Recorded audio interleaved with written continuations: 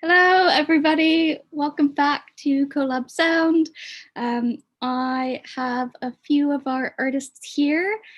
In this Zoom call, we're going to have a bit of an open studio this afternoon where we have a bit of a chat, talk about the festival, talk about collaborating, and who knows what we'll get up to. Maybe we might do a bit of a live jam later on.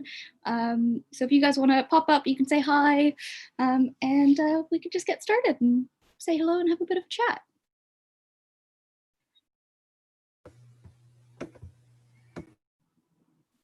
Perfect. And I think...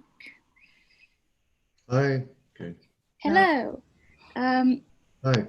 I think speaker view will be good for the stream so we can kind of, or gallery view, so hopefully we can see all of us at the same time. Thanks guys for tuning in. Hopefully we get a few more of us kind of in and out over the next little bit. I kind of wanted to do this open studio so we have a chance to chat about the festival, talk about how you guys have felt with all of it.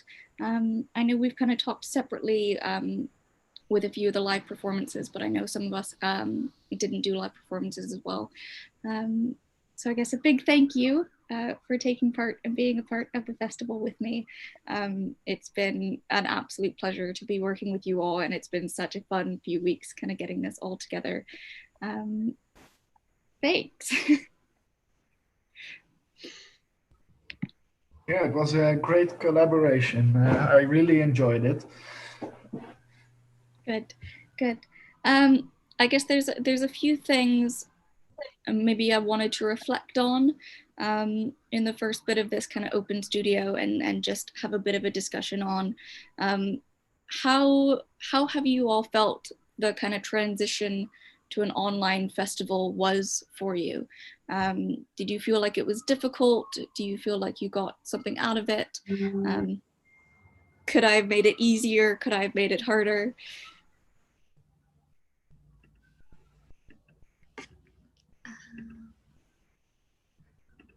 I think it was really well organized. Also using these platforms like Zoom and Discord work really well to communicate over these distances.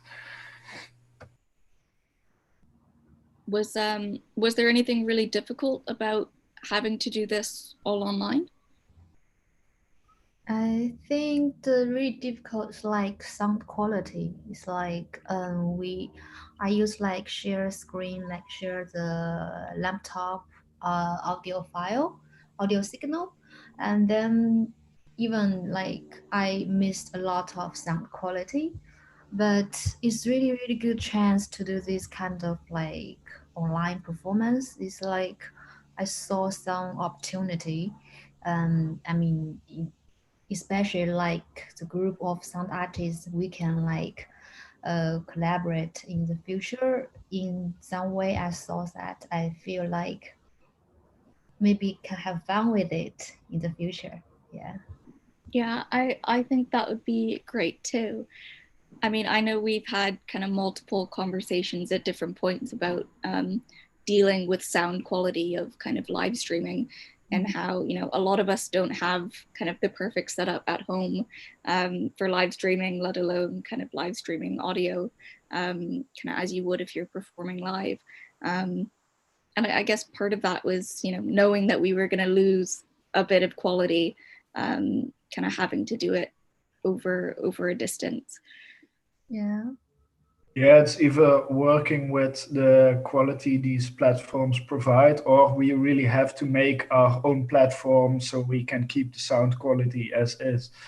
But this could also be possible with these collaborations to just build something new for this, especially for this purpose, because I think a lot of these platforms are more meant for conversation. So if you can understand what someone's saying, that's good enough. So you don't really need to send all that information for really a lot of depth in sound. yes. I think that sorry, go ahead, Ken. I'd just like to say I think it was really well organized. I agree with Mark, and it's a great opportunity actually to get online. For me, it was a I'm a new starter for going online. I didn't even have a webcam actually. My cameras weren't working or anything. But one thing I'd like to mention for collaboration in the future was, I don't know, it's a simple thing, but I think the mic situation for talking is great. You know, I mean, you can obviously understand talking, but for any other kinds of sound music, I found switching to my sound card in my Max 8, which was a terrible workshop, but at least the sound was I think coming through better. But there again, I wasn't ever sure because I didn't have any feedback or monitor or anything. But so it was actually. I think the sound quality could be good if it was switched to the sound card, and that was coming through. And with the mic, I don't know whether anybody else had a mark. Whether you had, I think your sound wasn't coming through through the workshop when you switched when you stopped talking. And I don't know. Did anyone else have that problem, or was it just me? I think the issue I had yesterday was just a stupid mistake that I didn't switch this option to share the sound of the computer. Yes. Yeah. And I would think it would be possible to also just share the sound that's playing on the computer. Yeah. Yeah, it seemed to me that, can I just go on, please? But it seemed to me that if there was sound coming from your computer, you could actually switch and it would come out clearly. But if it was coming through a mic, so if you were playing an instrument in wherever you were, and it was coming through mics, you'd have all kinds of like background noise and distortions. Yeah. Yeah, I know. I know a few times, you know, we've had the conversation of we're kind of limited by the technology that we've kind of decided to use, and it is definitely a learning process as we go. But I think kind of having gone through these last 2 weeks, we kind of know better now, you know, the settings that work best for us, and kind of you know, even that some of us are working kind of on Mac and some of us are working on PC, and you know, kind of where those don't mix as well either. But I kind of found that was all part of the process for me. You know, there was bound to be stuff that didn't go the way we wanted, or you know, even with the Exquisite Corpse, that you know, files got jumped around in the order that they weren't meant to go in, but it kind of made the project more interesting anyways. So the kind of happy accidents along the way, well, you know, it's not perfect and everything didn't go exactly to plan, you know, I guess it's part of it really in the end. Yeah, I think so. It's like because like after pandemic, like we like all like a lot, because I have a lot of friends like musicians, they all do like online performance. We kind of met the same situation, but we are doing our stuff now, and we always met problem, but we always can find some solution, find something interesting inside. So yeah, I think it's like kind of good thing. Yeah. Yeah, I mean, I know, well, I'm more so in the big kind of before the festival happened, when I was tuning into, you know, musicians or bands that were doing live streams, you know, whether it was through Facebook Live or YouTube Live or Instagram Live, there's always issues. There's always going to be some tech thing that doesn't happen. If the keyboard stops, you know, the sound stops playing, and all of a sudden, you know, the guitar isn't going through the amp and you can't hear things. Especially when you're just trying to do everything yourself as well. You might know your setup inside and out, but it's inevitable as soon as something goes live, something's gonna stop working. Yes, that's always happen, these things. Yeah, these things also create a chance to improvise a lot, because yeah, when something goes wrong, you just try to fill time in another way, and that this sometimes also can work really interestingly. Yeah, that's it. I think one thing I've always it's definitely a skill that you learn on kind of putting on exhibitions. I guess in the best way, trying not to be too precious about things and knowing that, yeah, something's going to go wrong, all of a sudden the lights in the exhibition space aren't going to work and you're going to have to find another solution, or, the live stream keeps disconnecting because, hey, my internet's being really bad today. And you kind of just have to roll with the punches. And yeah, Mark, you're right. You have to improvise. You have to kind of let things go a little bit and realize that things are gonna work out one way or another. Yeah. How did you guys find kind of collaborating with each other? Because I know we did the Exquisite Corpse project, but that kind of we've been in contact with each other just via email and talking and getting advice. How did you all find that process?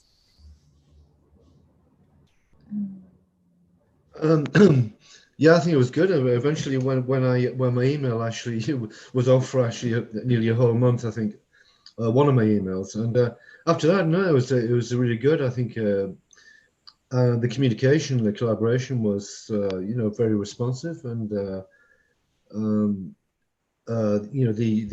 Discord actually works quite well. Yeah, I thought it was. Again, I think the. Yeah, I think it's really good. I think it was a brave first attempt at collaborating actually online. Yeah. Yeah, well, in the beginning, I found it a bit difficult with these meetings when you have a lot of sound to focus on conversations. But maybe it's also because English is not my first language. But it also working with these technologies uh, when someone's talking and not all the mics are muted, then you get a lot of noise, and I found that sometimes really distracting in these meetings. Yes, me too. English is not my first language as well. But I really enjoy the collaboration project. It's quite good for me. It's like, well, especially when like the last week I saw the all sound file like showed together, and like I can see how the sound process like in between different artists, how they like mixing together. It's quite like really interesting. You see this one thing became like blah blah blah a lot. It's like really really good. I think this is really really amazing idea for like share files editing. It's really good. Yeah. Yeah, I mean, I agree. I think the first few Discord meetings we had when we kind of first all got together and introduced ourselves, there maybe needed to be some meeting etiquette of muting mics and passing things off to other people. But that's part of the process. Especially for those of us that can work remotely and kind of are we're getting in the habit of all of these remote meetings and online meetings. You kind of have to learn what you need to do on the fly. So I agree. There's definitely some kind of growing pains with that, but I think I'm glad I kind of started that Discord server, and it's something that we can use over the next year as well, to kind of keep in contact and things like that. Yeah, and I think the Exquisite Corpse project, I think it was Nadia, maybe it was you, Mark, you and Nadia that started that. Or maybe it was a few of us that kind of came up with the idea of doing an Exquisite Corpse type of project, and just as a get to know you kind of activity. And then we realized that we'd each be editing like 12 different sound files. Oh, here's Nadia joining us now.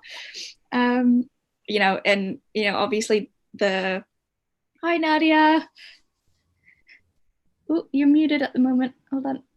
Hello. Hi. How are you? I'm good. How are you? I'm okay. A bit energy-less, to be honest. It's been a busy few weeks. Yeah. I was you other guys? Really enjoyed your project. Yes, really enjoy and exhausted. Yeah. I was just mentioning you, Nadia, actually, for kind of giving the group the inspiration for doing an exquisite corpse, kind of in the project in those first few meetings we had, and just how everybody's really enjoyed the process of it. I mean, that was, that is just something so fun to do with whatever. Like, I think any practice can use it. I use it a lot when I do my plays, as a kind, or even like sculptural installational stuff. But it is, I mean, everybody can use it. I think it's brilliant. And it was so much fun to see what everybody, like the responses and everything. And how you can disrupt like these responses. I don't know. I really enjoyed it. Yeah, no, it's a good one. Yeah, I think it'll be really interesting tomorrow to kind of watch them all back to back, and hopefully, hopefully a few of us can get together and we can kind of talk about them as we go. And are they, because I couldn't see, are they all, I found it sometimes a bit difficult to access them actually on the website. I don't know if that's just me and I'm daft, or whether that is just, I don't know what happened, but I haven't seen quite a few of them. But anyway, we're doing it tomorrow together, right? I've been putting them up on the website, but it very much could be maybe some of the links aren't connected correctly. But I'll make sure tomorrow before we go live, I'll send out all the links out to everybody, that the ones that have gone live, so we can all kind of watch them beforehand and have a think. Yeah. And is that going to be like, because the time you've put for that, is that like at 6, from 6 to 9? I said 6 to 9. Again, I don't know if we'll be kind of the full 3 hours, but I figured because all of the kind of corpses, we've been showing them quite early in the morning here in the UK. For those of us that are more international, a bit later in the evening might be a bit easier to kind of join in and talk about them. I might not be able to sit through all of them, but I mean, they're all on your Co.Curate website, aren't they? At some point? Yeah. Oh, good. I'm really excited for that. How have you found having to work online, Nadia? Has it been difficult for you? No, because, well, my piece, I guess, it was a sort of it wasn't pre-done. It was done all for that specifically, but it's sort of just college. So that way I didn't find it difficult. And that's, I think, why I quite enjoyed doing that John Cage talk I do that in different various ways for different kinds of student groups of mine. And I wanted to do it even more kind of performative. So I guess I missed, in a way, maybe performing live like most of you did, but no, I mean, I have so I'd be up. It's an interesting one to think about, because I don't actually like to see myself performing live, really, but I do it because I need my body as a sort of an object or whatever, or a line in space or something. But I think the whole online thing, and watching a lot of you do things in that way, I guess makes me think about, okay, because I do like to perform for camera when there's no one there, and then use that because then I don't have, it's so different to perform live, isn't it? And I wouldn't not want to do it, but like I'm not, I'm not the essential part. I'm just like I say, a line in space. That's kind of what I want to be. So no, I've enjoyed it, and I've really enjoyed watching everybody do it. And I don't know how you guys, I mean, some of you are very much with the technology, and that's kind of that. But also I think it's fun. Maybe it's just the nature of the project that you're doing, Marley, and that we've been doing before together as well when we did the thing in Camden. I don't know if it's you or if it's the nature of online or whatever. There is an interesting thing that can happen, which is mistakes. Like, people don't seem to necessarily, like, you can make mistakes very happily and people might not notice it. And I think that might even add to a performance. I don't know how you guys feel about that.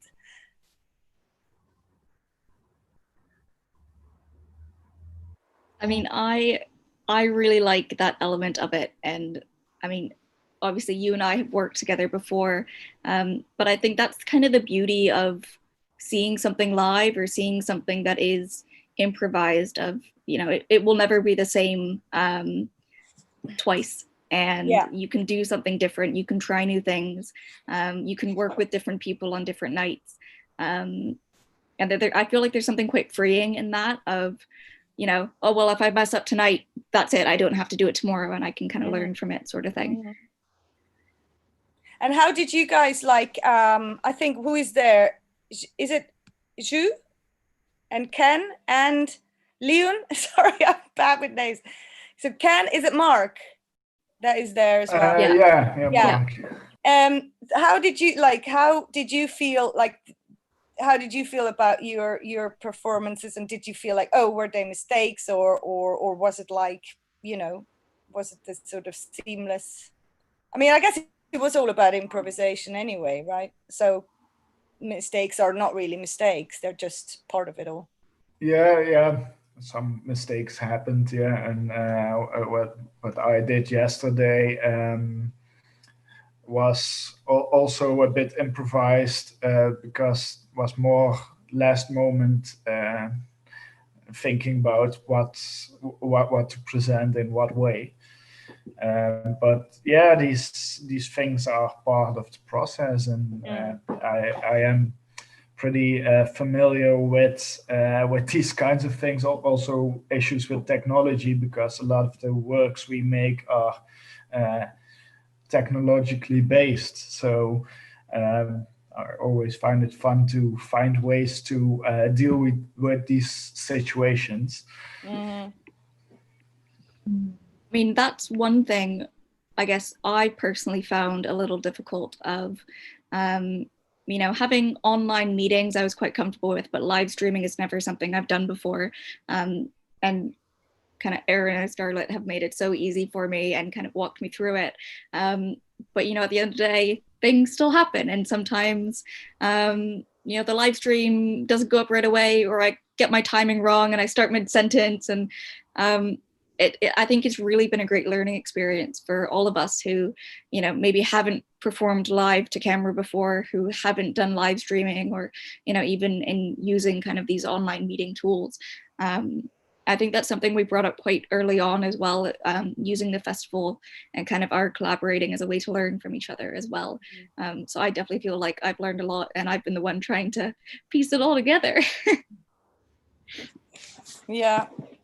And I mean, it'll be, I think what I, you know, watching the different projects, either live or after when they happened, I really look forward to, like, from my point of view, to collaborate with these various things live, like in my kind of performances then next year, because it was just so interesting. And it's, I don't know, I would love to. And if we did do it live this year, that's exactly, I guess, once we would have met in the space or whatever, that's what I wanted to would have done, you know, kind of like say to Mark, okay, come on, like we've got someone doing this action or this choreography, can you come, you know, and do an improvisation to that or a response to that. I think everybody actually in this group is probably quite up for things like that, maybe because we are so improvisational, I guess, or a lot of us are. Hi, Ali. How Hey, are Ali. you? Hey, good morning. Well, morning for me. Good morning, good afternoon, good evening, whatever works. How are you? How are you doing? Doing well. Really good. Doing good, yeah. I guess, well, we've not really had a chance to talk since right at the beginning of the festival. Yeah. How have you found this all? I found it really exciting, and just being able to tune in every day and see what everyone's been working on throughout the year and things that we're doing together has been so exciting. And I loved seeing the journeys of the exquisite corpses coming together. That's been really, really cool. Oh, good. I'm glad. And you know, also that's what I was just like echoing that, like totally. I thought, how much am I going to actually really, you know, be looking at stuff on the Fringe Arts Bath thing, and really every day. It was like one of my little, because I'm teaching a lot at the moment as well. So, but it was real sort of highlights to go, okay, tonight I'm going to watch, you know, somebody's performance or a bit of the Exquisite Corpse, the ones I could find. And it was really nice. And I was so surprised how much I was actually, you know, every day I was on it at some point or other and saw some things, which was really good fun. I haven't actually watched any of the other, you know, of the other curated projects, to be honest. I don't know if you guys have. I mean, I've been trying to tune in to the other projects when I'm not doing our stuff, but I kind of realized as we were getting all of our events together and we wanted to do these workshops and I wanted to do an open studio and all of these things, we basically had something almost every day of the festival, which, maybe I'm just making a lot of work for myself, but it's been exhausting, but really, really rewarding. And, I think this is how busy I would have wanted to be if we were doing this in person as well.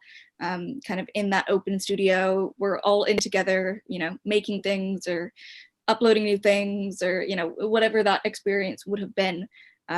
So I'm kind of glad I was burning the candle at both ends for these last 2 weeks. But yeah, I kind of agree with what you said, Nadia, because we're so used to going and seeing things in person, and maybe doing a festival and going for a couple days or going for specific events.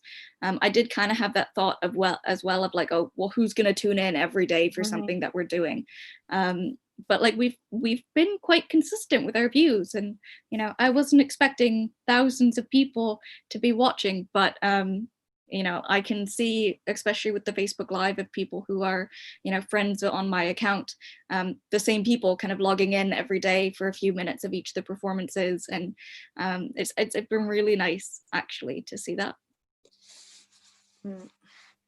Yeah, that's the sort of the wonderful thing about this being virtual, is that as much as we all love live performance and we love liveness, the audience is limiting. And so with this virtual festival, people can tune in whenever and wherever. And that's really exciting. And it opens up into a whole new audience that you otherwise wouldn't have reached.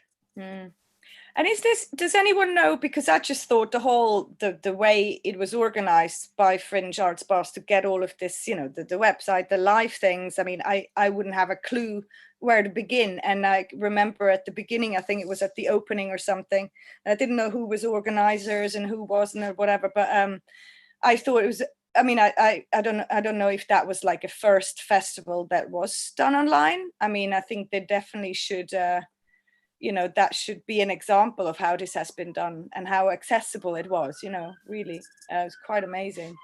That's wonderful. Well, unless Erin and Scarlett are listening, I'll make sure to pass that on to them. Yeah, I really do. I mean, whoever got this going, like, to make it work like that was amazing. And it looked good, it didn't look shit. It really looked really good. And the whole kind of designer layout of the thing and how, and it was brilliant, really brilliant.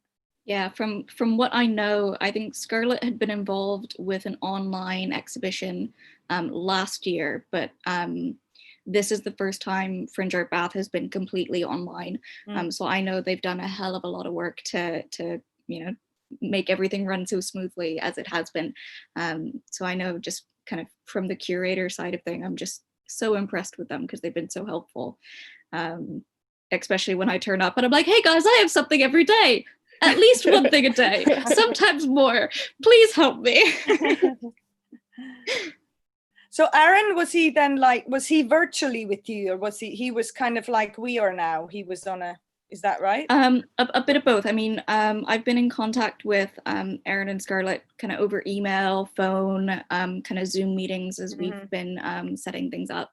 And kind of before each of these live streams, we're kind of on the Facebook chat going, okay, we're just getting everybody together, gonna hit live right on the dot, let me know when you can see it. Okay, good, I can see it, great, thank you so much. So it's still, we still have to kind of be in some semblance of constant contact, especially, whenever you guys say thank you, I pass that on right away. And, I'm getting little messages from them saying how much they love the performances or the workshops. So it's been really nice. It's been really lovely. Yeah, really impressive, actually. Really, really good. I was so surprised how it's really successful. It's amazing. Yeah. Thanks for all. And it's amazing too that the liveness and the energy of like an actual festival, having been in person, is translating online so well. I find that so fascinating. And I think, probably because I'm doing a lot of like venue-based teaching, and I'm sort of trying to do this well without going to the places. And you know, most galleries and places have really good installation shots and shots of the works, but now they're starting to do these virtual walkthroughs, and they are disgust. Like I want to scream, because I'd rather just say like, I'm not going, I'm not doing that, or rather have just, you know, images of the works, because it just looks all like it all looks like a bloody, what's it called, a video game, you know, that I'm not particularly into. So I think, but I think that live thing, the way the festivals happen, actually that really, really worked, because it is live. It's not virtual, isn't it? So no, I was loving it. It was really brilliant. Yeah, I mean, one thing I found interesting, I guess, from the curating side of deciding, you know, should we go ahead online with the festival? Because some of the curators just said, no, you know, what we're doing isn't suitable to be online, and we'd rather kind of postpone until next year. And kind of being the nature of our kind of, at least my idea of what Co.Lab Sound could have been, was to be live and to kind of have each other in the same room and kind of bounce off that energy. I'm so glad I decided to go online, and that I didn't say no and have to say, sorry guys, we're going to postpone, because I think it's been so successful and so interesting to try to do this online as well. And I would have been so bored if I wasn't doing this. I don't know what I would have been doing. But I can totally understand. I think maybe we brought this up yesterday. A few of the exhibitions that were kind of more static work, whether they were kind of painting or drawing or you know, images of the work, they had the option of kind of building the website like we have, or building one of those 3D gallery environments where you kind of you know, can place the stuff on the walls, and like similar to the soundscapes that Mark was building, but they're kind of preset programs already for that. And I find it curious looking through the other exhibitions who have done these 3D spaces where you can kind of mouse around and look at the different stuff on walls, or who's just kind of made a website and tried to curate a website as you would a gallery space. It's I think curating online is a really interesting experience, and I didn't think it would be as hard as it was, but I really enjoyed it. Hey, and Mark, you did, I think, you know, that is that what you did yesterday when because I remember at the beginning you sent through this kind of interactive and we can all get into it, and I'm really sorry I didn't. Is that what happened yesterday? Yeah, that was what happened yesterday. I'm sorry I didn't come to it, but I found it, like when you sent it through like the first time, I didn't really know how to navigate or whatever. But I mean, I think it's something we should maybe look at over the next year, because again, I find, you know, it's a bit like an exquisite corpse, isn't it? Whereas you know, you have a shape that someone puts, that's what I understood, and then the next person comes and adds to that. Is that correct? Yeah, you can all still use this website. You can log in anytime, and everybody can, well, move and place the objects. And over the next year, we plan to develop it to be more interactive and easier to upload new works, make new stuff. But, well, we're also looking to collaborate on more the side of the ideas behind it, so we might go in a more different direction, working on the programming itself. So if anyone has an idea about what they miss in such virtual environments, we are always happy to hear a lot of ideas or comments on it, and try and figure out technological solutions to it. I mean, that's sorry, go ahead, Nadia. No, I need to go back to it and take a bit of time, and sort of, I think it was like a bit of a time problem for me to figure it out, but I definitely want to come back to it. I mean, that was one thing I was kind of aware of, kind of once we got the ball rolling, and, you know, Nadia, you came out with kind of your collaborative bit, and we had the 3D soundscape, and, you know, everybody was kind of coming forward with different collaborative elements on top of the exquisite corpse that we kind of had been working on. And I did kind of feel like I was almost giving you guys too much to do while you were also trying to do your own work. But I think kind of going forward, you know, now that we have this next year to be working collaboratively, for those of us that kind of do want to continue to be involved, obviously, nobody has to do anything more if they don't want to. But, you know, we can look at these individual components of, you know, we can really look at the soundscapes, or, you know, revisit some of these workshops that we did over the last few days, and people that are really interested in learning more about it and how they might use it. We can kind of split into smaller groups and kind of really start to, you know, help and build each other and build these kind of projects as we go, I think, or at least that was my hope. Hey, you know, one, I mean, apart from the thing that has been so brilliant, but, you know, where would you all have stayed in Bath if we were in Bath? Because I have this friend who has like a farm or something, and I thought it was close to Bath, but actually it's an hour and a half away. So I wouldn't have, so accommodation we need to figure out or something, or, you know, next year when we all go there, hopefully. But I don't know. Yeah, what is the accommodation situation in Bath? Well, at least from what I'm aware of, well, Scarlett made a joke on the private view of at least she doesn't have a bunch of artists all staying in her house. But I imagine in the physical festival, kind of the artists are asked to give £20 to kind of help cover costs of the festival. And I imagine that kind of total budget is split amongst the shows to help kind of fund the spaces and things like that. But I imagine I probably would have had to apply for some other funding kind of to help put up people. And my hope, at least, would be to get some weird Airbnb somewhere in Bristol where, you know, if we were all coming down for a couple different days to kind of be in and part of the festival, that at least, you know, if people needed a place to stay, there's a place to stay. But that's one thing I kind of, when I was planning for the physical festival, that was quite difficult, was kind of working, you know, with the fact that I didn't know what the budget was going to be. I know it's a volunteer kind of run festival, so it's not like there is unlimited funds for me. And it was, you know, trying to make sure that as many people as possible could get to Bath in whatever way. So I know I'll definitely be looking at funding for next year, especially because we're international.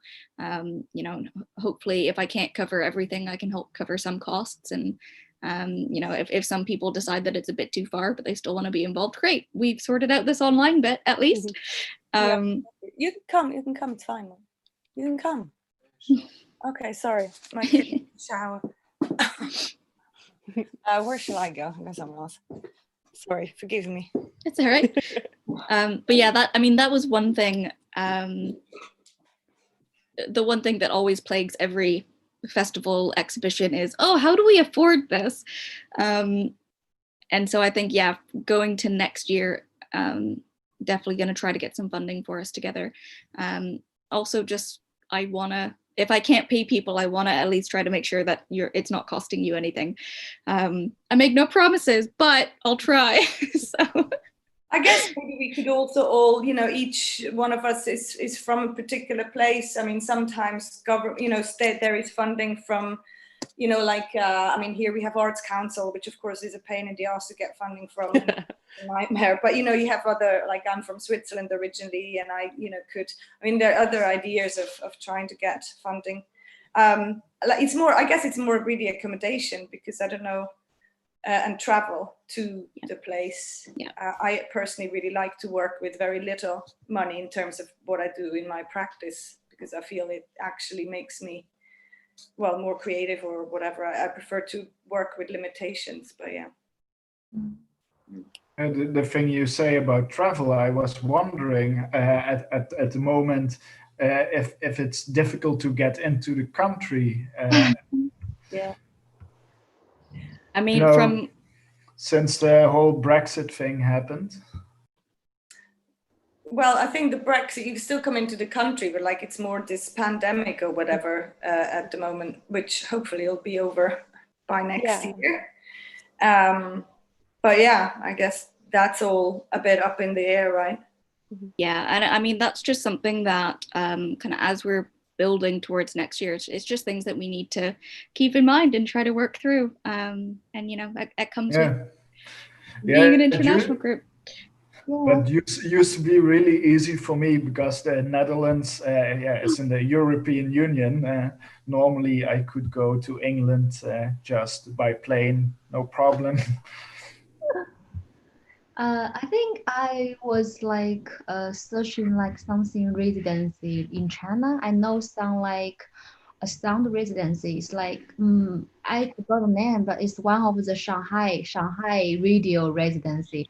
I think maybe we can try like this kind of traveling, like our work traveling to like radio, like maybe. I think they have something funding. I can check it and send to you, Melly. Maybe we can try to do something like that, like residency, but it's not like we need to go here, but we can set our work to like that kind of project. I mean, as a group of artists, our Co.Lab Sound, I think it might be really interesting. I'm thinking about like if we have to do something long time process, like a long, because our project is like 1 year, right? So I was wondering maybe I can like document our like each work I can put on something Chinese website or something platform and show our work together. Might be quite fun with it. But just my idea. I just like yeah. Yeah, I mean, I think that'd be wonderful, and I think you know, whether we apply, obviously do send me that residency because that sounds fantastic. But I think, you know, as much as we can all work together over this next year and do different bits that are beneficial to kind of all of us, I think is really in the spirit. Yeah, I mentioned. I think it's like group of artists to do this. It's not just like individually. I think we do work together. It's like really interesting because we are all like international big group, and we also do sound and also like audio visual, and it's it's amazing. I think it's like for me like it's amazing. Yeah. And in terms of like, you know, the space where we would have been, like, what is that that space? Because we could maybe, I don't know, what was the space where we were going to be housed? So each year the festival get different spaces around Bath, and I think as kind of the pandemic got closer, I don't think the full list of spaces were actually confirmed because they weren't sure kind of what, you know, what we were going to be able to do. But typically the festival, Erin and Scarlett and the kind of the rest of the festival admin team work with the Bath Council to use unused spaces around Bath. So whether they're basement spaces, empty shops, you know, public places, and it changes every year as well. So you know, it's the kind of, it's using all sorts of places. It's not that they don't have one. I had the feeling they had one building that where a lot of stuff was going to happen out of, but maybe I did get that wrong. I think there was a few spaces that kind of when our shows were selected, we were told like this is one of the spaces we have available, but I think that was one of many, and one of many possibilities as well. So I can't say for certain kind of which kind of spaces there would have been. Be interesting to be nomadic as well, like, you know, to kind of travel around various spaces. I don't know. Yeah, and I mean, I had a few conversations with a few of the other curators. A lot of this festival, or at least the ones that have made it online, were quite like performance happening and kind of science technology based, which I found very curious and really exciting because it meant that there was, you know, a bunch of projects that were all working with similar themes. And I had a few conversations leading up to the festival with a few of the different groups of kind of, okay, well, maybe we don't plan it, but can we do some happenings on the day where we just meet up and our exhibition groups meet up and we do something, kind of very much in that improvised, hey guys, let's see what happens kind of spirit of things. So I definitely think there's room for that as well. One thing, I think we touched on it briefly, maybe my mind is just jumping around. But I kind of wanted to talk about, I guess, starting of some ideas of what we might want to do or start to want to work on over this next year. And I think, yeah, revisiting some of the workshops that we've done, you know, for those of us that couldn't catch it live, or, you know, want to do something slightly more in depth than what we did kind of online in the films. And then also seeing, yeah, where these different collaborative projects that we brought up that were kind of brewing in our individual work, where those might be able to lead as well. How do you guys feel about that, just generally, I guess? Positively. Yeah, but I'm not sure I understand, like, because I feel like I need to see a lot of the projects again and kind of digest them again, and then, you know, think about, but can you just repeat what you just said?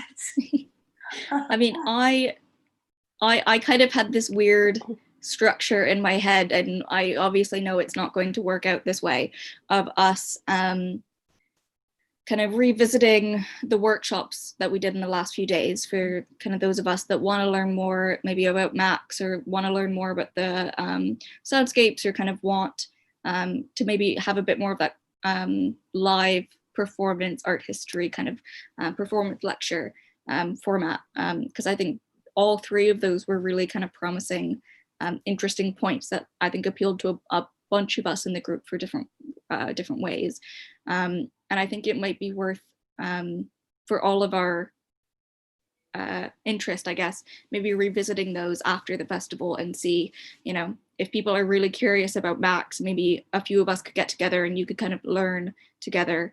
You know, if a few of us really are interested in the art historical side behind the work, and, you know, maybe what can we develop around that, or look at some of these collaborative projects like Luba with her drawings and putting them into sound, is something that she's kind of been doing in her own time, but not something we've really been able to highlight in the festival.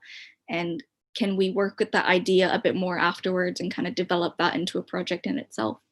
I mean, I think totally, like, you know, I mean, I'm into Luba's drawing sound thing. I've been in touch with her because I want to know the program. You know, and I think, yeah, I think we're all probably, once we've digested what happened in these last 2 weeks, probably get in touch, you know, again or whatever, and see and think about, and I mean, we have a year, so that's quite nice, you know, how we could kind of cross over. Yeah, say, you know, I quite like choreography, or I like to respond to anything really and translate it into another medium.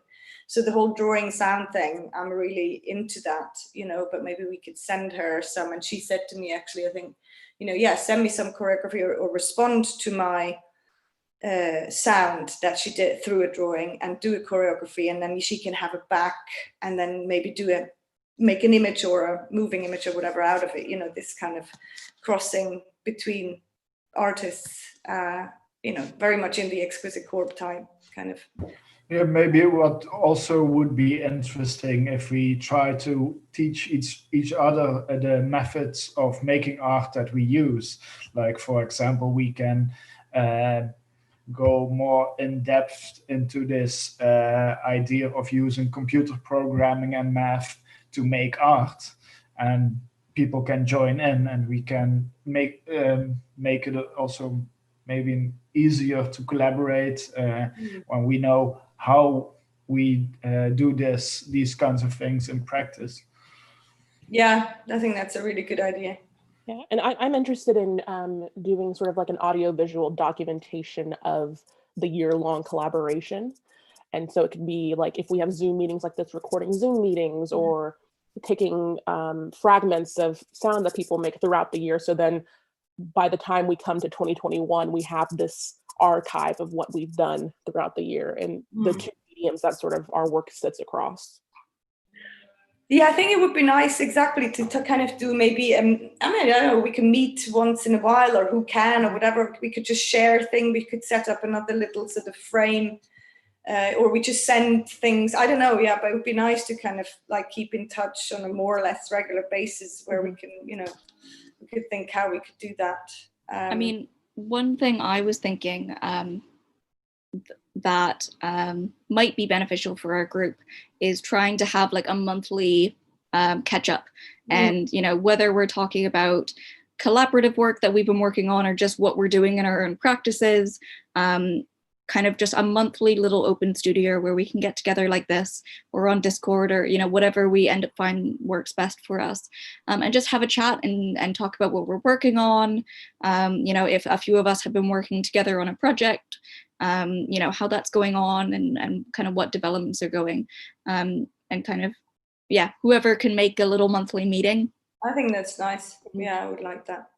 Yeah, that sounds great. Also, when something is so far away, it's really important to have this structure, so you don't, how do you say in English? Well, push it forward. Yeah. Yeah, so it's not like March 2021 and we're like, oh, we've got to make something. Wait, we haven't done anything. Let's improvise. To share every, you know, because we're all individual artists doing our thing, but to share, what we're working on, you know, like a little crit, I guess, or something like that. Because I think, you know, that's what we maybe all miss occasionally, is these situations where you kind of, you know, present work in progress or whatever to a group. And then kind of sort of take it to pieces or whatever. I think that'd be a nice idea. I'm keeping notes as we go. Just yeah. Sorry, I was just going to say, I think it's interesting that just how the thing is, the different contexts come together and everything. I don't know if like throughout the year, and actually Disney's monthly meetings, obviously a good idea actually. So check-in, deadline, I've been doing this or I haven't done this, you know what I mean? No, without the kind of humor, I mean, in a year's time, you know, if these projects, the way these projects come together, I think it would be online, through the online thing, and then that again could be actually replayed in a gallery. I think how that was put together or something like that, maybe in the corner. There's a sort of interest as how, you know, how people collaborated, how and what it did for what the process is, or and the outcome. So documenting, like, or showing what we've done now this year, or documenting over the year what we sort of share. No, I was thinking, so like in a year's time that exhibitions, events, happenings, or, you know, come together when they come together in Bath, that say it was a gallery and you were doing something, you were translating, you know, my sound or something into drawing, or vice versa, or there was something going on within a gallery that I was thinking that the way we've come together throughout, say, each month, we've been talking, and some ideas come together. Just to show that in gallery spaces, you know, with the work, you know, how just as an interesting factor creative process, you know. Yeah, no, I think that's a really good idea. And I mean, I love to, I like kind of briefs. So I really love, like, I might be in touch with you guys individually and say, oh, just, you know, shoot me a little clip or whatever, and I'll respond to that through another thing. I mean, I like not to make my own decisions, but responding to something that's kind of already there. And, you know, there are various ways we can play around like that, which is good. Yeah, I think, Ken, what you said really resonates with what Ali said as well, and kind of a thought that I really had maybe just behind me with this festival. The collaboration and us making together, for me, is really the work. And I think it's really important to show this entire process that we're going to be going through, and the process that we've been going through, you know, with the festival in the last really 2 months that we've been doing the Exquisite Corpse projects. And I think kind of just like we're showing each individual change of the Exquisite Corpse, you know, everything we do over this next year, I think it's really important for us to recognize all that work that we're putting into it, because that's really where our kind of growth and change will happen, and how we learn from each other. It's not the final product, it's the, you know, what you do along the way. So I think having some sort of document of, you know, whether it's a film where we pull together different, you know, bits of conversations and things as, yeah, an archive and a record of what that process was, along with whatever live. Yeah. I think Zoom, because you can record what you do on Zoom. So I think maybe that is a good. I never quite got friendly with the Discord thing, I have to say. I'm not so, like, I found it a little bit, you know, I had problems with the sound or whatever. But you guys happy with Zoom? I mean, it's not the best thing, but like in terms of kind of getting together like that, I think it's not a bad one. Plus, yeah, if you can record, that's one way of kind of, or, you know, keeping a record of what's been talked about or shown or whatever. Mm-hmm. Yeah, I think Zoom works better for some reason. I find it easier to have a conversation if I can also see the people. Mm-hmm. Yeah, exactly. I think that's one thing I really liked about Zoom. When we kind of got together for that Zoom test call, I realized that's the first time I've seen most of your faces. And so, like, while Discord is nice to kind of have chats, there is something really nice about seeing people. So I think Zoom might be a good platform for us, I think. At least just for these kind of face-to-face conversations and, you know, check-ins on what we're up to. Mm-hmm. Mm-hmm. I'm just really pleased with how everything has gone. There's just been it's been a lot of work, and I'm so thankful that you guys have done as much work really as I have, kind of to make sure this all gets off the ground. And I think, yeah, we'll have some good plans ahead of us for what we get up to. No, thanks, Marley. You've been an amazing kind of, what do you call, facilitator, motivator, curator, but really like so, I don't know, just so gentle and so kind of like really good vibe. Sorry, I was just saying, MC Marley, you're doing a wonderful, great job here, actually. Yeah.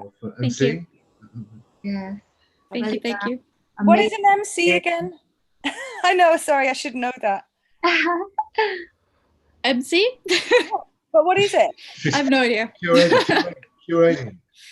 Oh, curator. But it stands for, isn't that like Master of Ceremonies? Ah, yes. Hey. Perfect. But isn't that also what, like, you know, musicians or rappers or the, you know, or, that kind of music? Do you call them MCs as well? I mean, I kind of just see myself as the host. You know, I'm having a big dinner party and you guys are all coming around for dinner, and I'm kind of just making sure everybody has a glass of wine so that we can all have a nice conversation. But it's really, really good one. I mean, it's special. I'm not like watching the whole like the festival like project, but because I'm enrolled this group project, I feel it's like really organized and everyone like contribute for each other, and it's amazing. Yes, amazing. Yeah. Thank you. I mean, I'm just really pleased that from every conversation I've had, everybody has gotten something out of the festival. You know, whether it's their kind of first performance live, or kind of working with live stream, or, you know, collaborating online, or they're just really excited to collaborate internationally. I'm really happy that kind of everybody is leaving with something new or something that they're kind of happy with. You know, that kind of makes it all worth it for me, really. Yeah, it was really great. Really, really enjoyed it. And hey, you know, we've got a year ahead. We do. We do. Important, exciting thing for me is like, wow, 1 year project. Wow. Yeah. It's nice to have something on the docket. Yep. It's like, I've got a bit of work, yay. But also like just to revisit these projects, you know, and look at them again, and you'll see them in differently every time you look at them or listen to them or whatever. That's what I really enjoy. And this will all be on your website on the co-curation.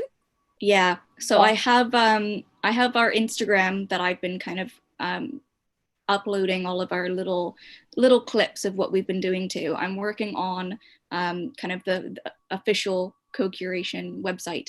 It's still in progress at the moment, but I'm going to spend a good kind of couple weeks after the festival and make sure it's all looking pretty to go live, and that I can use that as an archive just for kind of what we do with Co.Lab Sound.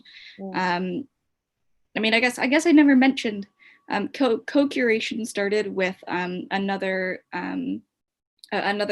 Camden fellow as well, Mila Fan, and her and I started co-curating together and putting on shows.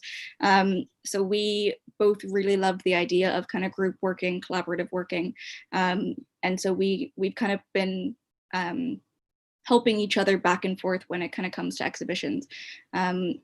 So it's been really important for the two of us to kind of work with people and collaborate and, you know, do something different every time, and have the exhibition really be shaped by the people that we're working with.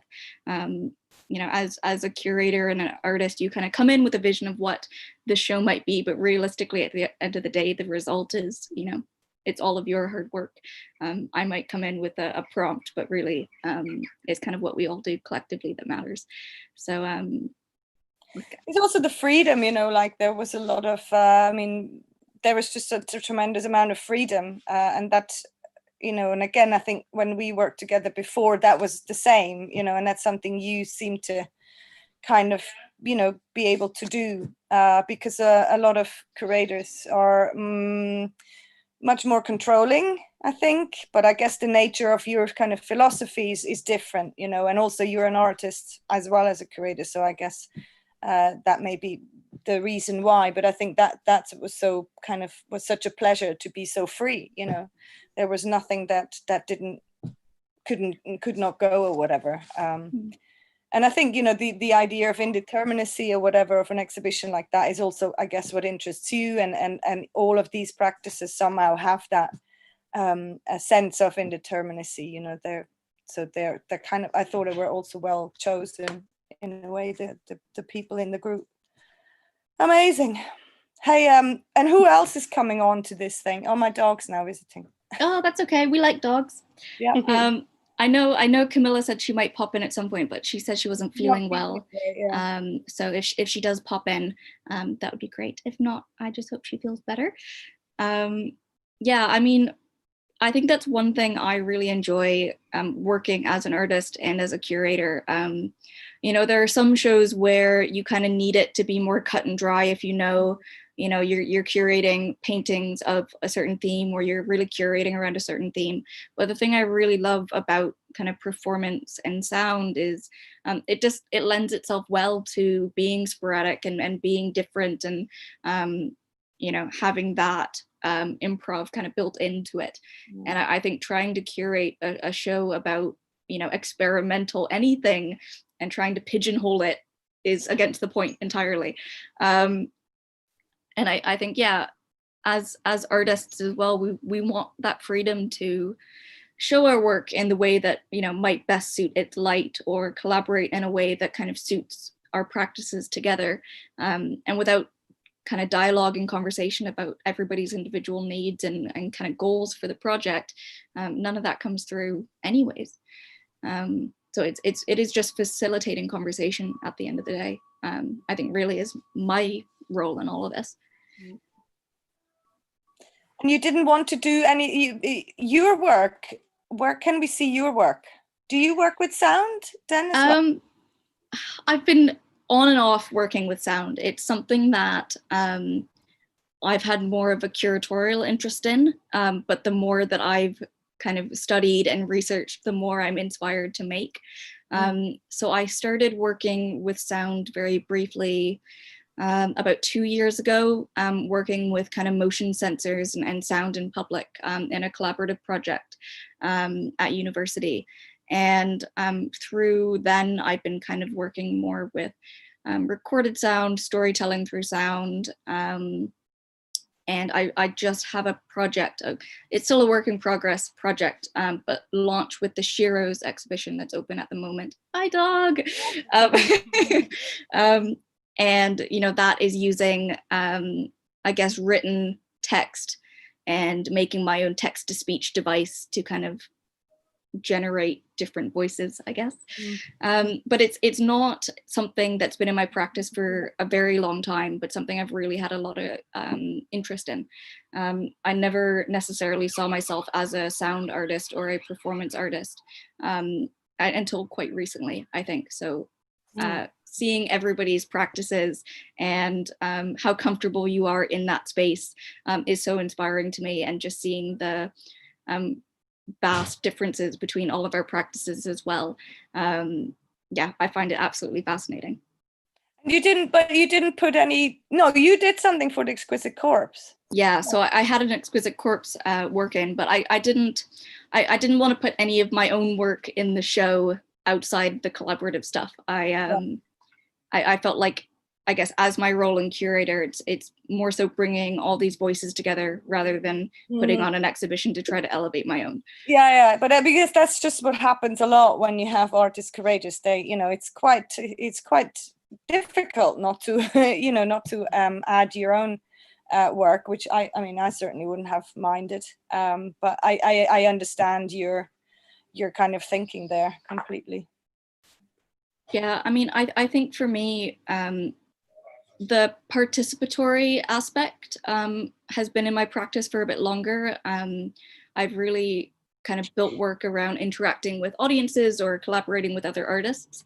And so I think, especially kind of Nadia, you and I going back to what the collaborative project we did at Camden Arts Centre, that really is the heart of my practice. So while sound and performance is an academic interest of mine, and I kind of want to learn about it, and I want to work with people that work in those areas, the collaborative process of working with other people is really the extension of that practice for me.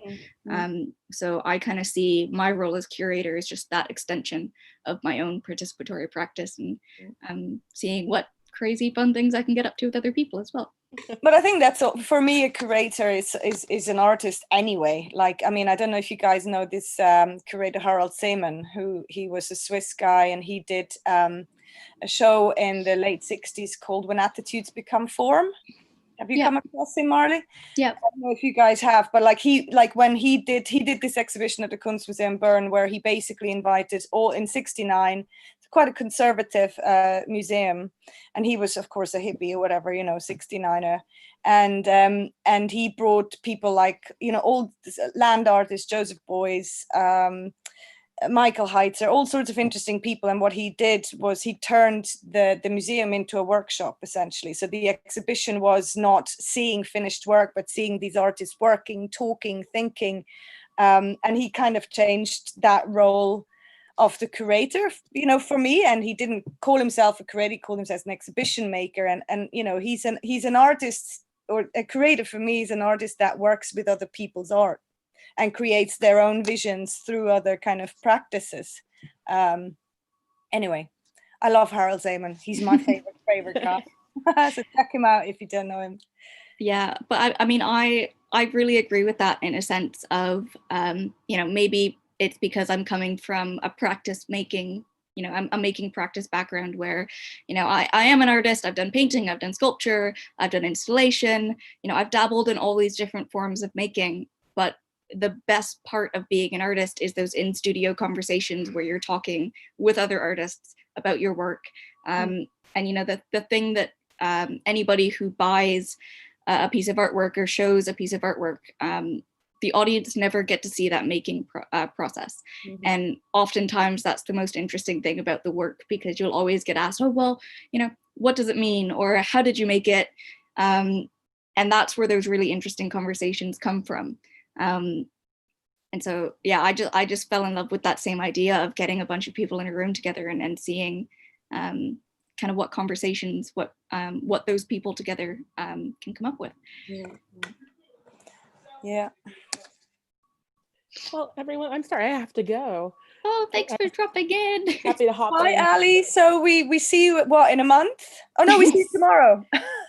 Yeah, if you have time tomorrow, we'll see you during the Exquisite Corpse showcase as well. Yeah. I'll hop on then. See ya, Ali. Bye. Nice to see ya. Bye. Ali.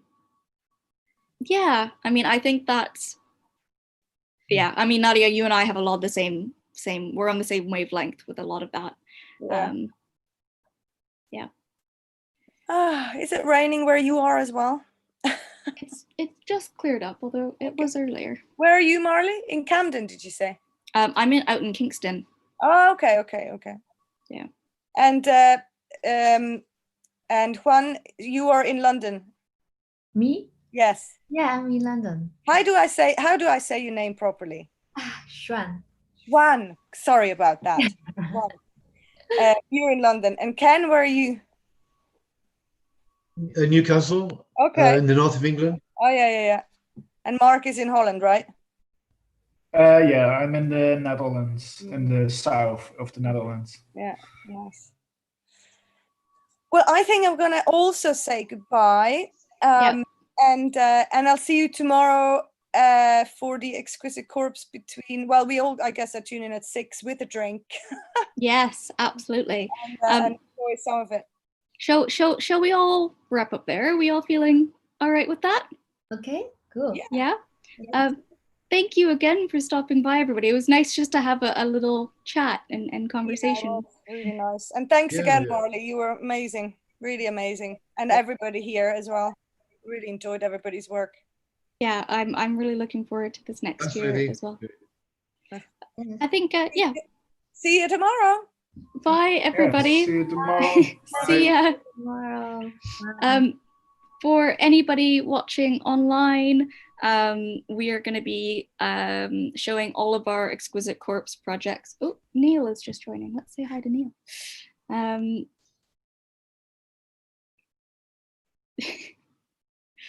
Hi, Neil.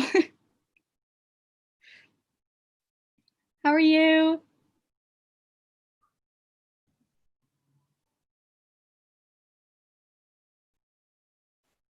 I think you're muted, Neil. I can't hear you. Yeah, Hey. I lost track of time. No, that's okay. How are you? Yeah, all right. What's been happening? Not, well, a ton, but not a ton. We've just been talking about what we've thought of the festival. How did you find it all? Yeah, well, firstly, I'd just like to say what a fantastic opportunity it's been. I've really enjoyed the collaborative process. So thank you for that opportunity. Also, it's also boosted my confidence being selected as well. So I've been applying for other things since. So yeah, it's been great. It's an excellent platform for my work to get exposed to other people. So hopefully more people will kind of visit my site, and who knows what will come out of it. Amazing. You'll have to let us know how those other exhibition applications go. I think that's great. I mean, I'm really glad that everybody's kind of got something out of this experience. Yeah, it's been great fun. I will say that when I tried watching back the Exquisite Corpses, sometimes the video seems a little bit small. You can't always see everything. Yeah, I think that's partly where we've kind of all been working across different platforms. So that's something hopefully I'm working on for tomorrow, so that it at least seems a little bit more streamlined. Yeah, sure. Okay, cool. Yeah, I've seen some of the live performances. I saw Camilla's performance, or half of it anyway, which was intriguing, very different. It was great, wasn't it? I loved it. Yeah. If you've not experienced performative writing before, it can be a bit unusual. But I'm slightly familiar with it anyway. Yeah. So I went to sign up for the Ken's workshop the other day, but I turned up late for that as well. By which point it was too involved. I didn't have a clue what was going on. So will that be recorded and saved to view later? Yeah, so I think they're all up on the Fringe Art Bath YouTube page anyways, and I'm putting them all up on our exhibition website. But I think once we have a bit of time to decompress from the festival, I think we're going to revisit some of those applications and programs as well, so that those of us that wanted to take a little bit more of a look at them, we can kind of take the time and kind of learn the programs together as well. Cool, that'd be nice. Yeah. Amazing. Has there been any talk about like long-term collaborative projects or anything like that? Yeah, I mean, we started talking briefly kind of, because we have this next year leading into the next festival, about kind of different things that we might be able to get up to. But I think at this point, things are still kind of up in the air. I mean, Mark has that kind of 3D soundscape that we were looking at yesterday that I think could be really interesting. And I know like Luba and Nadia all had little collaborative projects that they were doing for their own personal work that I think we can maybe experiment with a bit more as well. Luba So was something with drawing leaves. Yeah. For her, but I didn't hear back from her after that. So yeah, I think it's something that it was something she was working on during the festival, but I don't know if she was going to have kind of everything an outcome by the end of it. So I think that's something we can keep working on as well. And even with the Exquisite Corpse projects, it doesn't need to end here. I think we can still have some fun with those as well. I was wondering something about long-term collaboration, because with some of the projects we have also been working with other artists. Are they also welcome to join in? 100%. It's all one big happy family, I think. Okay. And it is part of the process. We all have our own networks that we've been working with as well. Sydney J is going to join us. We'll keep going. This is great. Okay, getting there. I think where we've kind of expanded out and kind of started working with each other as well. Our artist list can grow and we can keep working. Hey, how are you?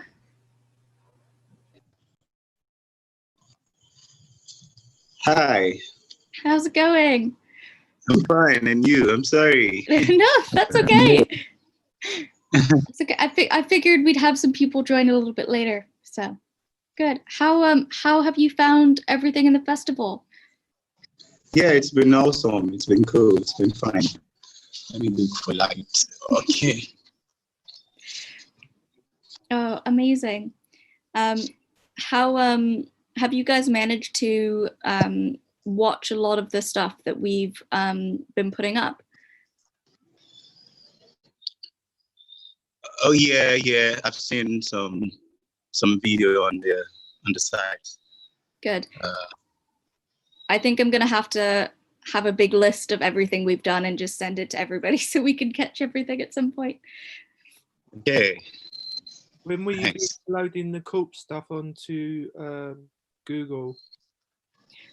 So I have, I've been compiling all of our documents together. Once there's still a few pieces that we're finishing off. And then once they're all done, I'm going to share all of the files with everybody. So we have each of the components as well. Okay, cool. I look forward to it. Yeah, I think it'll be really good. How did you guys find working online for the festival? Did you find it difficult at all, or was there anything we can do kind of in the next year to make it a bit easier? I think it lent itself well to the Exquisite Corpse. I mean, if you had the live exhibition, would you have still done the Exquisite Corpse?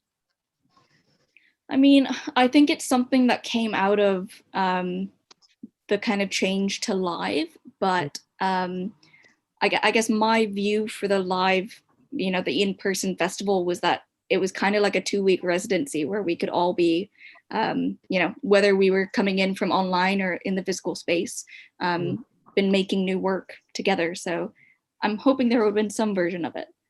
Sure, okay. Yeah, I mean, I've never really used Zoom before, but it's quite easy to pick up. So yeah, I've not had any problem with the interface really.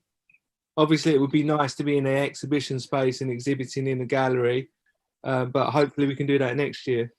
Yeah, that's the plan. Cool. I was thinking we could try to do like monthly catch-up meetings kind of over the next little while, kind of where whoever can make it can kind of drop in and we'll just have a conversation like this. We can talk about what we've been working on, whatever collaborative projects that we're kind of working on together. We can talk about what progress we're doing on those. but just really as kind of weekly check-ins with each other, or not weekly, sorry, monthly check-ins with each other, just to see what we're all up to. Yeah, I think that's a very good idea. Yeah, it's a very good idea. Yeah. Good. I'm glad. I think that'll be a nice structure for us as well, because then we're not too busy with everything and we don't get tired of it. But it's a nice little update for just everything else going on outside of Co.Lab Sound as well. It's good to have something ongoing to keep us motivated. Yeah, I've found that really helpful. Kind of leading up to the festival and in these last 2 weeks, just knowing I have something that I need to be there for has been really motivating. Yeah, particularly during these times where it Yeah. might be structure to the day. Definitely. How do you guys feel about Zoom? I'm kind of keeping up with the Zoom meetings because I feel like it's really nice to be able to see each other as well. I think it's a good platform to see ourselves and talk and chat. It's nice. It's my first time using the Zoom. I must say that I do more Instagram live and all that. So it's cool. It's nice. Yeah, it's good to see who you're actually working with. Sometimes you've just got the artwork and it's a bit anonymous, but it personalizes it a little bit more if you can see who you're working with. Yeah, and I think especially if we're going to be, having little open studios like this once a month where we can kind of just check in and talk. I think being able to see each other is really nice to that as well.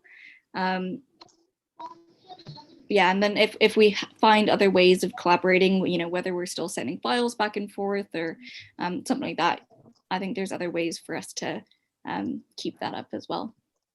Yeah, what I found very liberating about the fact that we shouldn't be spending much more than 5 minutes on each piece is you don't overthink it and you just kind of do something a bit more intuitive and instinctual and just go with it, which was a lot of fun. Yeah, I think I had a lot of fun with that as well.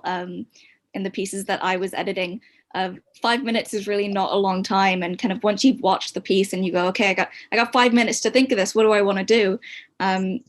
It made me not feel too precious about things. Exactly. Sometimes you want to make something perfect and complete, but the fact that someone's going to change it and develop it beyond that, kind of be like, well, I'll do this much and see where it goes from here. Yeah, and watching all of them back, it's really interesting to see what patterns come up of how each of our individual practices kind of change the works in similar ways. So it'll be really interesting tomorrow getting to watch them all as well. Yeah, sure. What time is it again? 6. I have it the time booked 6 to 9 in the evening. We've been showing them in the morning, so I figured an evening slot would probably be quite beneficial. It might not take all 3 hours, but I figured we could watch them, watch each individual one, and then have a discussion about them afterwards as well. Yeah, it'd be cool. Excellent. Did you guys have anything specific in the next year? Like, I know we've done a few of these workshops. Was there anything that you'd want us to revisit again? I didn't get that. Where we've done like these kind of workshops in the last few days, looking at specific programs or kind of ways of working, should we keep doing workshops like that over the next year? Yeah, workshop is fine. Yeah, I mean, it's fine for me. Sorry. Go on, you were saying. All right, I say, particularly with something like Max, there are not very many opportunities to do that, so we should make the most of it if we can. Yeah, and I think there's a couple of us that are semi-familiar with Max. I think Ken really showed us some of the more complex things that he's kind of been working on. But I think it might be interesting if we kind of, there's lots of tutorials online and information online as well. And kind of if we're trying to figure out, like if you're trying to figure out how to do something and you get stuck, where we can kind of have a workshop and work through these kind of things together. But I'd be really curious of kind of going to the absolute basics and just trying to figure it out, because I'm really not familiar with it at all.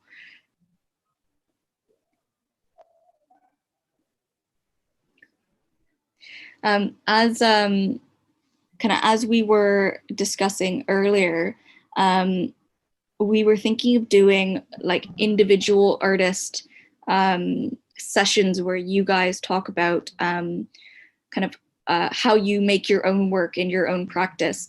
Because if we're going to be collaborating over the next kind of year, it would be, I think, maybe beneficial for us to know a bit more in depth, kind of how we all make work. How do you guys, what do you think about that, of doing like little, this is how I make work sessions? Well, I was thinking, and instead of just simply explaining, it could also have a sort of workshop structure that we all try to make an artwork in the same way as the person that presents their art practice. I really like that.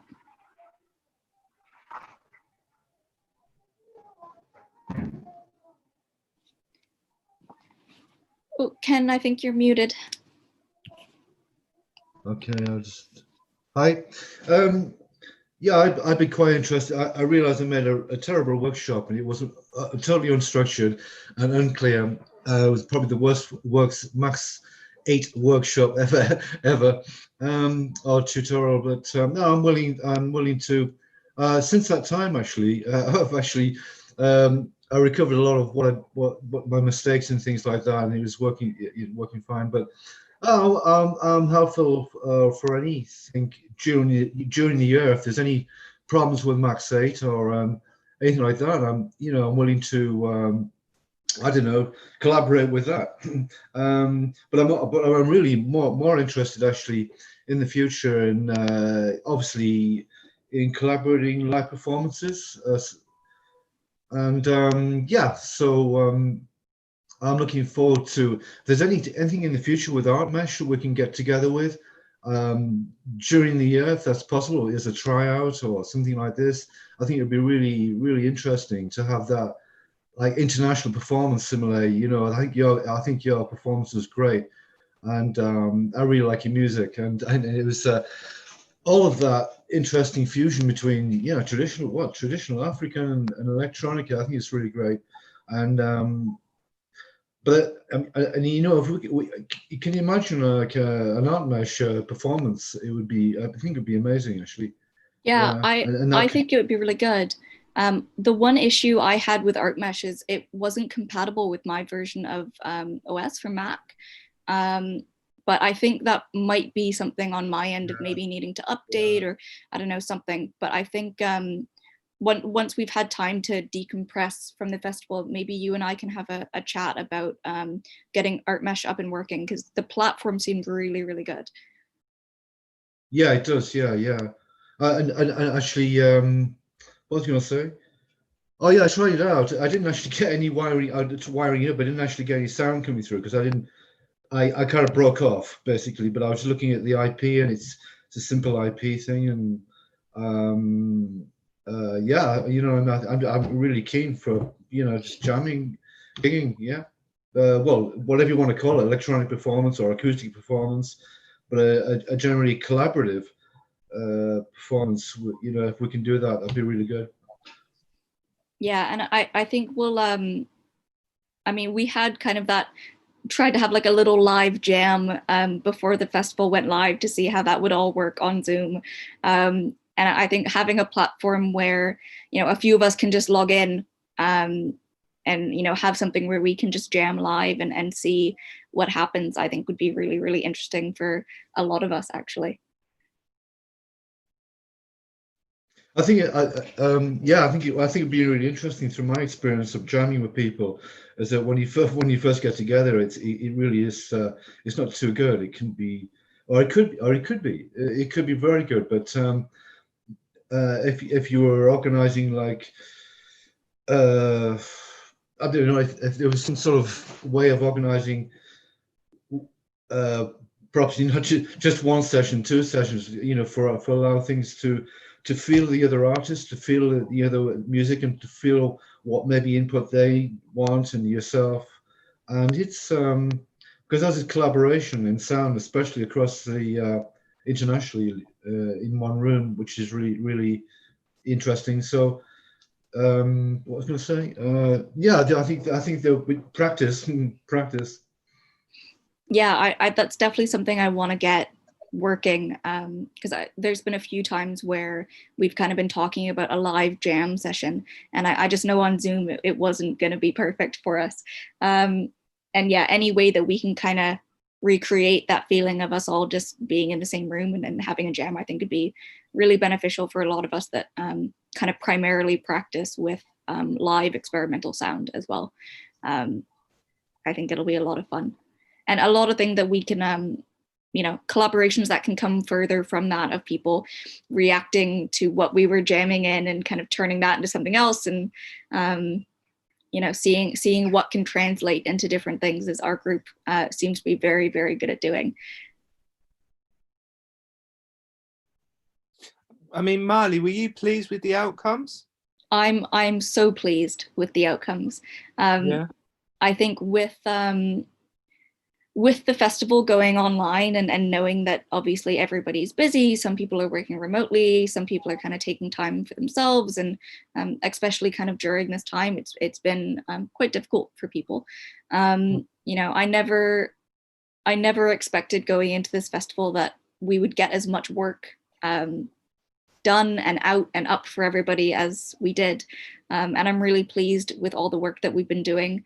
Of course, little things happen along the way that don't go as planned, but that's part of the process, really, and part of kind of what collaborating and having to shift into working online does.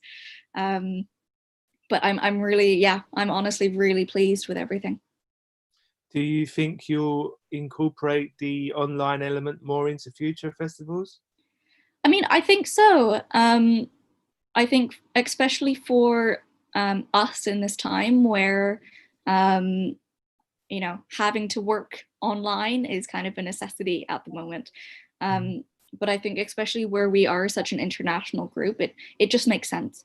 And it makes sense that we're able to connect, across countries and time zones, and still have that working relationship as you would with somebody that's one town over. I think obviously, like, when it comes to Fringe Art Bath, like Scarlett and Erin have been absolutely fantastic in kind of coordinating all of the exhibitions and kind of helping me as a curator kind of get everything kind of organized that I need. But I think especially over this next year, where we have this group of us together as kind of co-lab artists, online I think is going to be indispensable for us. Mm-hmm. And I don't know, how did you guys feel? Do you feel like working online collaboratively is something that you'll end up doing in the future? I think it might be wonderful, like playing for the future, especially before we all go to like physical exhibition. It's also we can like if we make something problem or something that we can fix advanced before the physical exhibition. And also it's really good opportunity, like we know each other, we like already collaborate for like each other, and we know like, and also like we can do like, because we might be have like meeting every month, so it's like a little crate for together. It's like really good. I think I'm so excited for that. Yeah. I mean, that's one thing I really missed from art school and studying in art school is that kind of open studio crit environment where you can just walk up to somebody and ask what they're working on, and where they got that idea from and how it came into whatever form it is. I really kind of missed having those conversations once I was out of art school, and that was partly my drive to want to kind of have this open collaboration format anyways. I said I think I said right close to the beginning, before the festival opened, when we were first kind of having those first few meetings, was I wanted people to treat this exhibition almost as like a 2-week residency, where I wanted people to come in with an open mind and make new work, and let working with other people kind of grow and influence your practice a bit, because that's what I missed most. And sometimes you don't realize how important, for some people that environment isn't important to their work whatsoever, but for mine it really was. And so I wanted to kind of recreate that environment for people that it might be useful for. It's really, really useful. It's amazing. Yeah. I mean, I don't know about the rest of you guys. Oftentimes you make in a bubble, and you're working on something and you're not necessarily sharing it because you don't know what it's going to be yet. And oftentimes I make something and then I realize I've not really had to explain what the work is or why I'm making it or what it's about until you're trying to write an application and you're like, oh, what is this artwork? What does it do? So I don't know. Have you guys found having a platform to talk to other people useful? Oh yeah, I think it's always useful, but I usually work collaboratively, but it's really useful also. Well, in your head, things might seem clear, but when you talk about it, you also get to these points where things aren't clear enough, and you get new ideas, and passing these ideas back and forth really creates a lot more context and content to what you're doing. So I think it's really an important thing. Marley, may I ask, what were your criteria for selection?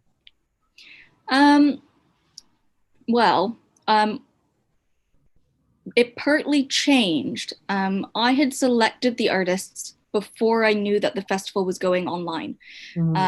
So when I was looking at Co.Lab Sound, I primarily wanted people that was either working with some sort of kind of spoken word performance, text, or kind of experimental sound. And I was primarily looking at projects that I thought might be quite good at collaborating together. Part of Co.Lab Sound actually came from a project I had done with Nadia a year, I think it must have been a year or maybe 2 years earlier at Camden Arts Centre here in London, where I worked with Nadia and her K-Fig group of artists and musicians, and we did improvised performances across kind of 3 different spaces.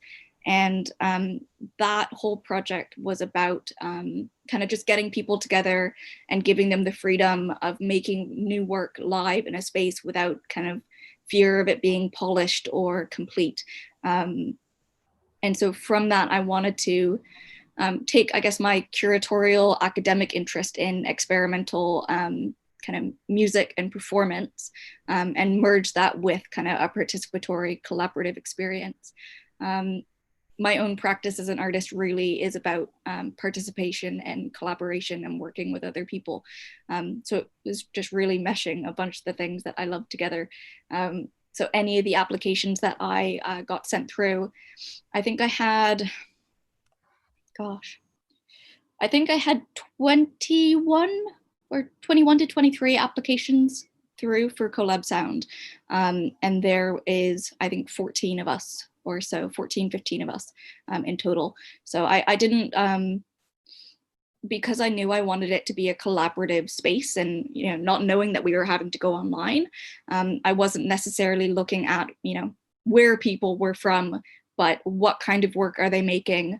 Are the people I'm selecting mentioning either collaborative work, sound, performance, any kind of thing in that area? And do I think that these projects could mesh well together? I kind of felt like I was speed dating art applications and seeing what projects could be interesting next to each other. I don't know if that answers the question. Yeah, very much so. I'd be excited to see our combined efforts, because I've not seen much of the Exquisite Corpse so far. I've only seen like one of them, so it'll be interesting to see what they become. Yeah, I think it'll be really interesting tomorrow, kind of watching them all in one session almost, and seeing the patterns that pop up, and kind of what curveballs some of them go through. But yeah, I know it's been an absolute blast, and I'm so glad that that the festival kind of went ahead, and that it wasn't just delayed until next year. Because I mean, as you said, and so many of us had said, it's really nice to have something to work towards in a time like this as well.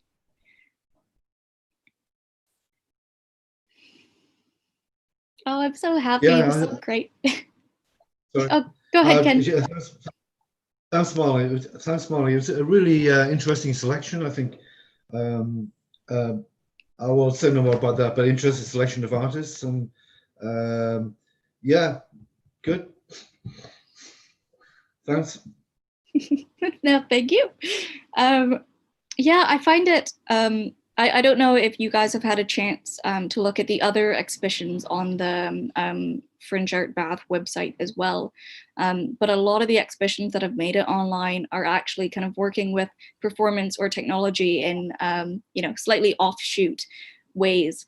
So it's a little curious that a lot of the kind of happening experimental sound or kind of art and technology all ended up online this year.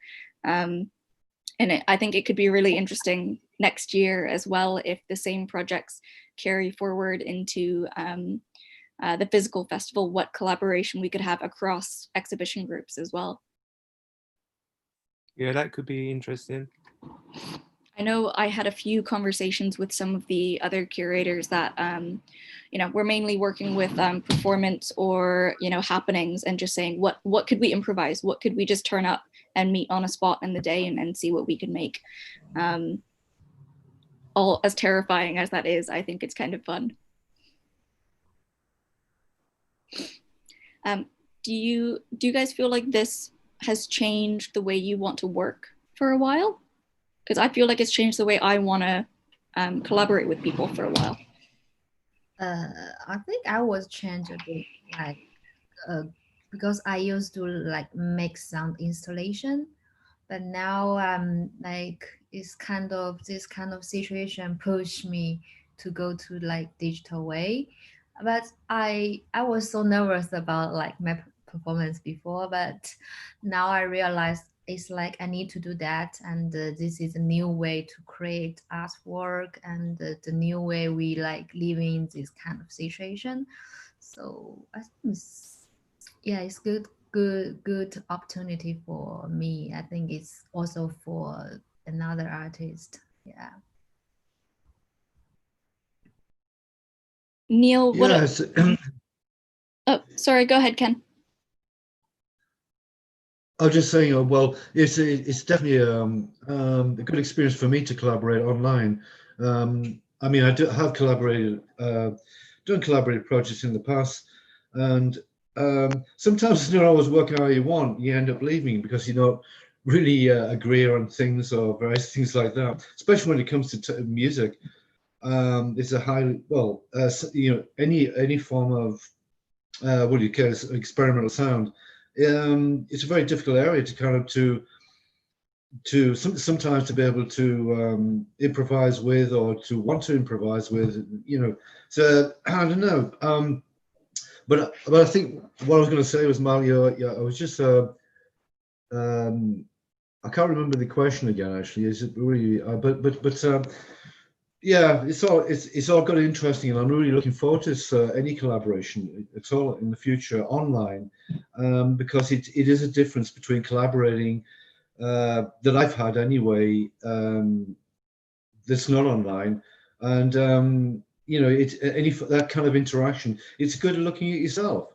I mean, in the sense that you any form of photographic or video documentation of yourself as you're working, generally especially when you're working, because you can't see yourself working, I guess. And I'm always interested in that type of thing, consciousness of things. And Yeah, so definitely into the online collaborating. Yeah, the sound. Yeah. Thanks, Ken. I think that is a great point. Oftentimes, when you do perform live, you don't actually see yourself perform, and it's good to be able to step back and kind of review and see, what you might want to do differently next time. Neil, do you think you'll be working in any different ways, kind of after this online festival?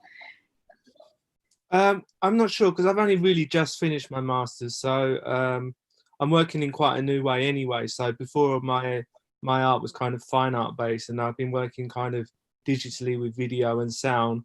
So at the moment, I'm just working on developing my ability in Logic. So I'm still learning quite a lot. I'm also quite limited because I haven't got any video editing software anymore. So I'm not sure how I'm going to develop beyond this at the moment. I have plenty of ideas, some kind of incorporating both sound and fine art. But I'm going to see where I end up in a year's time, basically. Yeah, I think that's one interesting thing as well. And Nadia kind of said it briefly earlier of, when you're working with constraints of only working with kind of certain softwares or not having the software you want to be using, it kind of makes you be a bit more inventive with what you want to do and limits you at the same time as well. Yeah, sometimes limitations can be good. Yeah, but I think one really cool aspect with this collaborative space as well is, if you wanted to be working with video, you could record video and a collaboration could be, someone else edits in a way that, maybe you wouldn't. Mm. So I think there's some room for a bit of fun there as well. But yeah, I mean, this is the first kind of fully online festival I've done.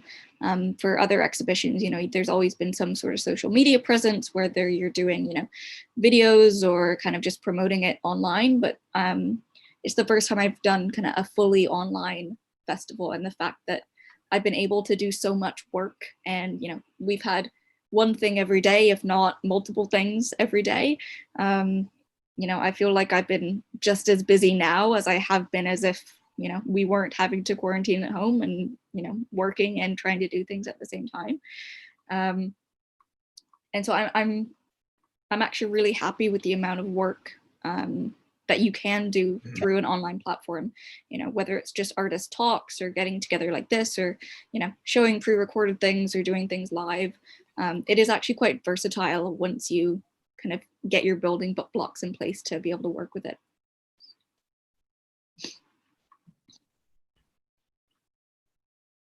I think, should we, Simi just said using the digital space has really helped kind of improvising skills and finding that quite fun. I think I agree with that. Improvising is, well, I've always found that a really fun part of having to perform live, of you never know if the thing you're going to do one night is the same as the next. Do you guys do you agree with that? Has kind of doing this online helped kind of with that improvisational skills?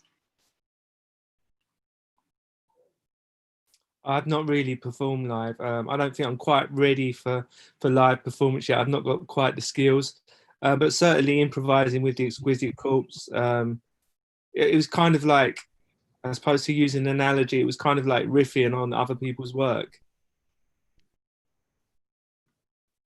Yeah, exactly. And I think, well, one thing I found quite interesting is for a lot of our performances, it's been people's first kind of online performance, or we've had a lot of firsts kind of when it came to this festival.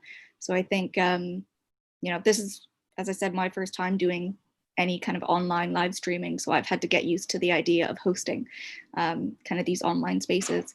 And maybe that's something like, if you wanted to work towards, trying performative skills and kind of building that up over the next year, just as, personal development for your practice. We're in that space now where you can sit down with Nadia or Camilla and go, okay, what do you do? And it's the same thing we've been doing with a lot of these kind of sound softwares, or kind of all these tools that we've been separately using. I think it'll be really exciting to kind of learn from each other over this next bit and figure out how, the performance or sound or, whatever we feel like each other's expertise are, how that works. Yeah, I think there's a lot we can learn from each other. Also, in working with different programs, I find it interesting what Neil said, that you now don't have the software to edit videos, but there are lots of different programs. So also open source ones. You can always find different programs and still be working with video. So I think these kinds of things are also interesting, that we can learn from each other what kind of options there actually are in working in this way and working online. Yeah, absolutely. It's a great opportunity to like exchange information. Sometimes you can be a bit isolated as an artist. I mean, particularly now I've left the university environment, like you were saying. Yeah. I found, oh, sorry, go ahead. Yeah, I know what you mean. When you're done studying, all of a sudden you don't have these workspaces that these schools provide, and then you have to figure out yourself how to work and what kind of things there are you can use and workspaces there are. But this also is an interesting challenge that develops, and over the years you know more and more about how you can approach these things and where you can go. Yeah, I think that's that is one thing I was really excited about. Kind of as I've been talking to people across the festival, of just hearing, that you guys are talking amongst yourselves, and when you have questions, you're asking, and Neil, you're right. It's great, and Mark as well, being able to use each other as a resource. And if you're stuck on something, or you don't know what software is best for what you're working on, or where you can get things, I'm hoping over the next year we can, be a little peer mentor group to each other, and help out and talk. And I mean, that's the great part of being an artist, of just chatting. I just had Camilla comment on the Facebook. Hi, Camilla. She says, thank you so much for curating such a lovely online space for us. It's been lovely to have this easy overlapping connections and sharing. Thank you, Camilla. That's so lovely. It's been absolutely fantastic working with you as well. I hope you're feeling a little bit better, because I know you said you're feeling a bit under the weather. But thank you for dropping in and saying hi. Yeah, I mean, I'm hoping our online space, whether it's through Zoom or Discord, or whatever we end up just connecting up with, I hope that's useful for people, because I think at the end of the day, I want it to be useful.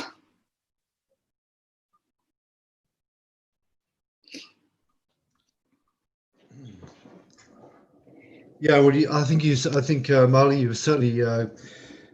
I don't know whether MC's. I don't think MC isn't the right word, but he certainly curated this really well. So it's really good, and I'm just afraid, actually, probably when this thing finishes, everyone will just forget about it as usual, and that would be it. So maybe I don't know. You maybe Marley, you should prompt us each month or something. I'm not sure how that would work, but yeah. So well done. Yeah, I'm hoping. Obviously, I know as things hopefully get back to some normal, or a new normal, our schedules will be different. Our schedules will change. But I having having a monthly meeting where, for those of us that can drop in and chat for an hour, and I'm hoping to keep up some sort of consistent contact with people, and even if that's just having a 5-minute chat about what you're working on, via email or through anything else. I'm hoping to keep in contact with everybody, and just kind of keep that network going. I think the one thing with, you know, whether it's university groups or peer groups or whatever, the communication is really on everybody.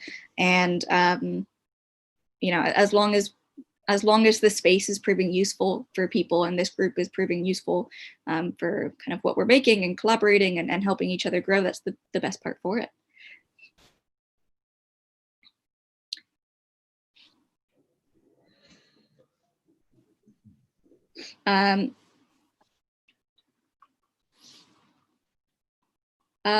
So yeah, I think we can post information about the works on these platforms after the festival. I mean, all of the videos are going to be on the Fringe Art Bath Facebook and YouTube, so you can always comment on there. And I am slowly building a website for our kind of Co.Lab Sound archive, so that we can make sure whatever information we want to archive the project is there. And I'm happy to, obviously I want your guys' input on that as much as possible. It's not my voice, it's all of our voices. So I hope that answered your question.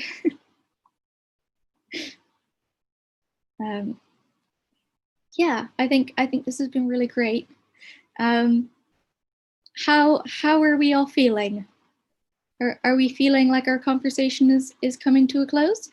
Or does anybody have anything they want to bring up? I'm going to ask, what kind of reach does the Fringe Arts platform have? I mean, who do you think with? I mean, consistently, our videos have kind of had a consistent number of viewers. I know the Fringe Art Festival itself, over the last few years, tends to have kind of thousands of visitors. Obviously, from this being their first online one, we haven't got the statistic back yet from Scarlett about what that online engagement has been like.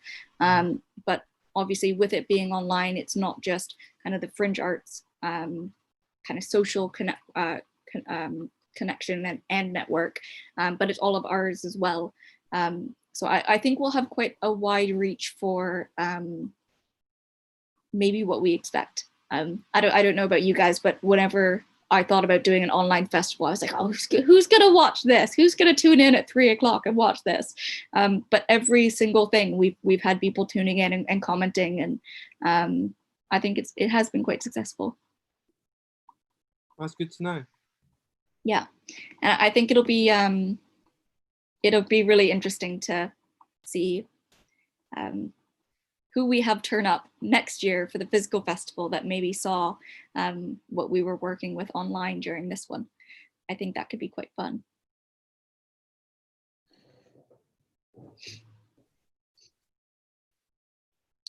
Perfect. Shall we think about wrapping up for this afternoon then, guys? I think it's been nice to chat for a bit, but I don't want to keep you guys too late. Yeah, it's about time to eat for me. So. Time differences.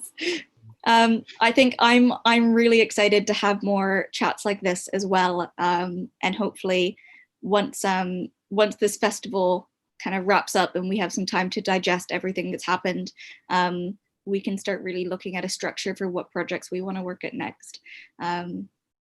So yeah, I think I'm feeling good. Let's leave this here. Thank you guys for tuning in. It's been absolutely great seeing everybody as well. It's been fun.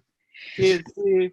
Perfect. Goodbye, everybody. And thank you for everybody who's watching online as well. Bye, everybody. Have a great